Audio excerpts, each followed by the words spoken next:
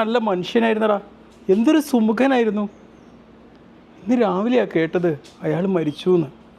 ഇതുപോലെ യുവാക്കളുടെ പെട്ടെന്നുള്ള ഒരുപാട് മരണങ്ങൾ ഈ അടുത്ത കാലത്തായിട്ട് കൂടിക്കൂടി വരുന്നുണ്ട്. അപ്പം കഴിഞ്ഞ ദിവസമാണ് മഞ്ചേരി മെഡിക്കൽ കോളേജിൽ ഫൈനൽ ഇയർ MBBS പഠിക്കുന്ന 3 വിദ്യാർത്ഥികൾ ഒരു വർഷ കാലയളവിൽ നടത്തിയൊരു പഠന റിപ്പോർട്ട് പുറത്തു വന്നത്. ഇന്നത് ഒരുപാട് വാട്സപ്പിലൊക്കെ സർക്കുലേറ്റ് ചെയ്യുന്നുണ്ട്. അപ്പം അവർ കണ്ടെത്തിയത് അവരുടെയൊക്കെ പെട്ടെന്ന് ചെറുപ്പക്കാരുടെ മരണങ്ങൾ പലപ്പോഴും പോസ്റ്റ്മോർട്ടം ചെയ്യേണ്ടി വരും.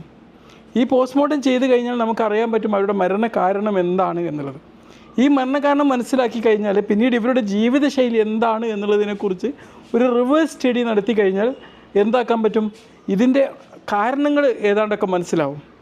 അങ്ങനെ അവിടെ പോസ്റ്റ്മോർട്ടം ചെയ്യപ്പെട്ട ഒരുപാട് ചെറുപ്പക്കാർ പെട്ടെന്ന് അകാല മരണങ്ങൾ സംഭവിച്ച ചെറുപ്പക്കാർ മരണത്തിലൂടെ അവരുടെ ജീവിത വഴികളിൽ